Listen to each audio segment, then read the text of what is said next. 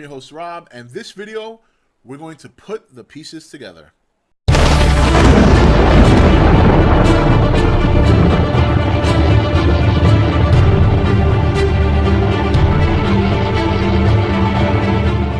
Okay guys, welcome back. So if you saw my prior film, you know that obviously I had a little puzzle thing to put together. I made a list, shared the list with you guys, my theories.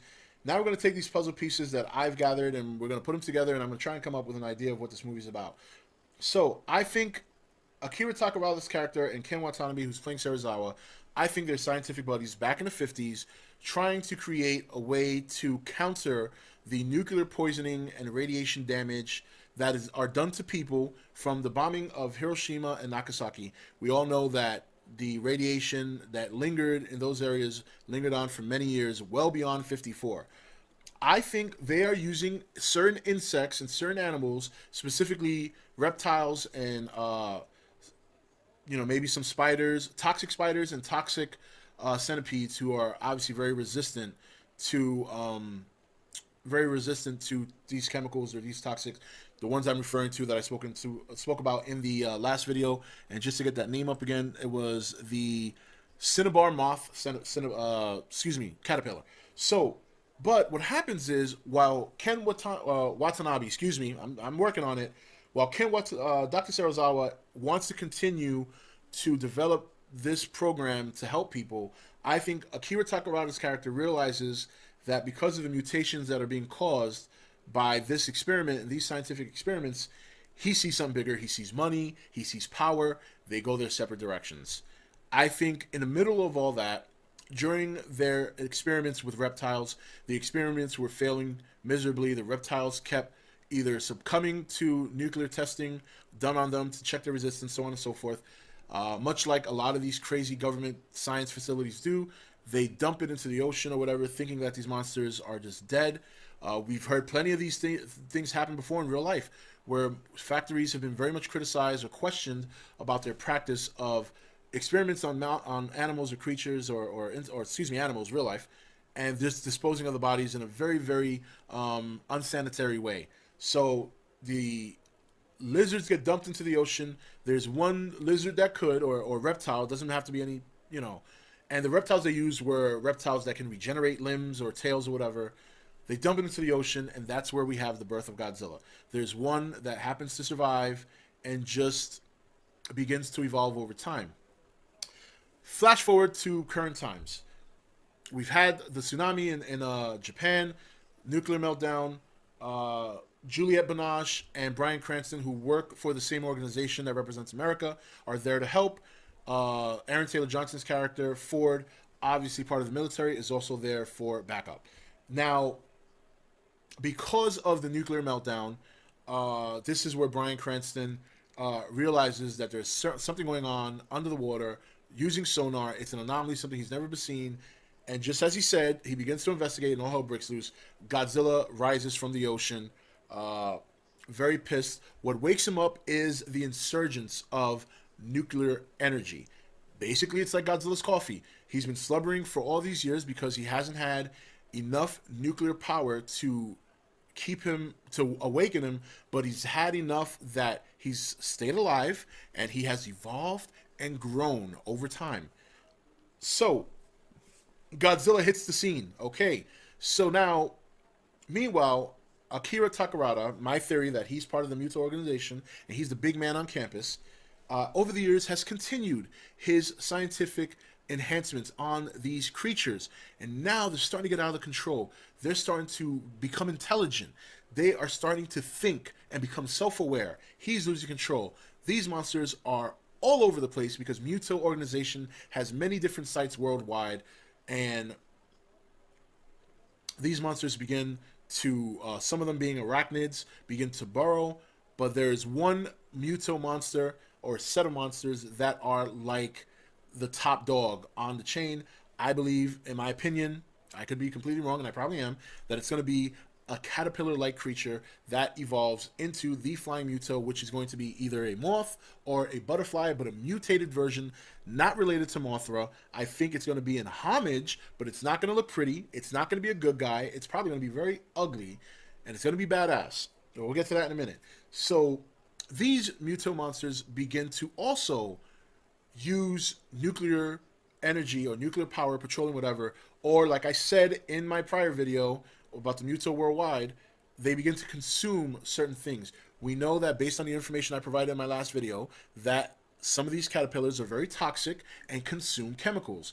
I believe these MUTO are out there, begin to consume chemicals, chemical plants, factory plants, things of that nature, and this is how they begin to grow. Some of them only grow to a certain size, while other ones be a little bit bigger. I think the arachnid portion, if that's what we're going to keep getting, I think the arachnid portion are going to grow to a certain size. They work as a collective. They communicate. They're subterranean. There are plenty of subterranean animals out there. There are spiders that are subterranean. Obviously, ants. There's grubs. You know what I mean? I mean, there's cicadas, locusts. We could go on and on. And we may see different animals like that, but I doubt it. They said there's only 2 creatures, so I think we're going to get a set of arachnids that Godzilla has to deal with, as well as the big monster. So Godzilla starts his warpath in Japan, traditionally destroying Tokyo. I believe that the airport scene will either take place in Japan or in San Francisco. If it takes place in Japan, that's when Godzilla will meet his first MUTO. Basically, I think in this scene, he will begin to fight one, and then a collective of them will diverge on him, come in and try and attack him, and he'll be fighting 5 or 6 at a time, eventually destroying him and continuing his path. Now, his goal, in my opinion, get to every fucking nuclear power plant on the planet and drink and drink. And every time he does, he gets stronger. And he's not aiming to destroy, he just happens to be destroying. The guy's been asleep for 70 plus years. He just had his morning coffee with the freaking nuclear spill. Now he wants breakfast, lunch, and dinner, and away we go. So, he's on his warpath. The MUTOs are worldwide. Everybody's fucking going crazy. Akira Takarada and Ken Watanabe's characters have the conflict. During this whole attack that Godzilla has in Japan when he first rises up, destroys the facility that Bryan Cranston and Juliette Binoche are in. She gets trapped trying to save someone. She locks herself. She gets trapped in that room. Bryan Cranston goes to save her, realizes he can't. They have an emotional scene. She dies. He moves on. And Lieutenant Ford, played by Aaron Taylor, obviously doing his military thing there, whatever the case may be. So, boom. He's off to San Francisco because that's where Godzilla's path of destruction is leading. I believe while he's on his path of destruction, he will have some really, really cool fights with the military. In particular, I think he's going to have a big fight on his way to Hawaii in the ocean. I think once he's heading towards Hawaii, Pearl Harbor will dispatch their military from the coast to intercept Godzilla. I think he makes waste of them. He rummages through Hawaii really quickly on his way to San Francisco. In between all this, we will see scenes with Elizabeth Olsen in San Francisco. I think there will be a MUTO attack there sometime before Godzilla even arrives. I think that might even be what she's looking up at. So, during all this, Ken Watanabe is trying to help the military create a bomb that he thinks could stop the monsters, because during all his years of research, doing the kind of work, he may have an idea of how to stop them. So, he's in San Francisco. Godzilla makes landfall, decimates the city. Dr. Serizawa is barely alive. So now Aaron Taylor Johnson's character is part of a group that is going to be sent on a rescue mission to go in, get Serizawa, bring him out so that way he can help finish off this weapon that I do not think is a nuclear bomb or an oxygen destroyer. I just think it's a whole new weapon. Meanwhile, while they rescue him, we see the big flying MUTO, which has been cocooned throughout the movie. I believe there were 2 caterpillars paying homage to Mothra. One is the charred one that's dead that we see in the 2012 concept. The other one managed to be in a different place, cocooning himself, and finally bursting onto the scene. Humongous, nasty-looking ass moth, or well, in this case, I think it's going to be a moth. Nasty looking. I'm talking like, this ain't no Mothra. We clearly know this is not a Mothra. It may be paying homage to the character, but Mothra is very pretty and very gentle and very friendly. This monster is badass. I'm talking looking like just something we've never seen before. This monster and Godzilla fight across the land of San Francisco, decimating everything around them, having a big fight. Godzilla gets his ass kicked, then he makes a big comeback, and in between all this, finally this bomb gets dropped. It destroys the MUTO monster. Godzilla plummets to the ground, looking dead.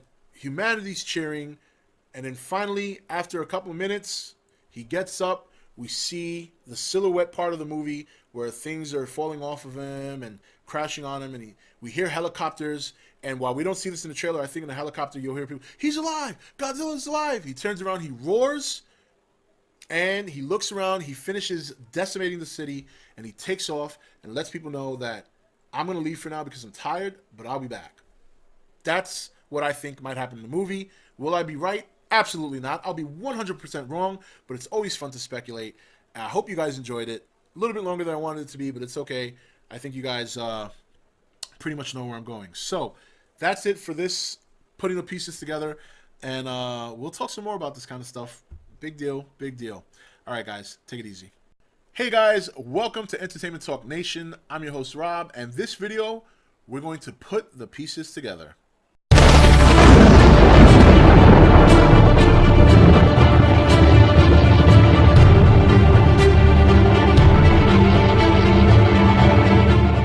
Okay, guys, welcome back. So, if you saw my prior film, you know that obviously I had a little puzzle thing to put together. I made a list, shared the list with you guys, my theories. Now we're going to take these puzzle pieces that I've gathered and we're going to put them together, and I'm going to try and come up with an idea of what this movie's about. So I think Akira Takarawa's character and Ken Watanabe, who's playing Serizawa, I think they're scientific buddies back in the 50s trying to create a way to counter the nuclear poisoning and radiation damage that are done to people from the bombing of Hiroshima and Nagasaki. We all know that the radiation that lingered in those areas lingered on for many years, well beyond 54. I think they are using certain insects and certain animals, specifically reptiles and maybe some spiders, toxic spiders and toxic centipedes, who are obviously very resistant to these chemicals or these toxics. The ones I'm referring to that I spoke about in the last video, and just to get that name up again, it was the cinnabar moth, caterpillar. So, but what happens is, while Ken Watanabe, I'm working on it. While Dr. Serizawa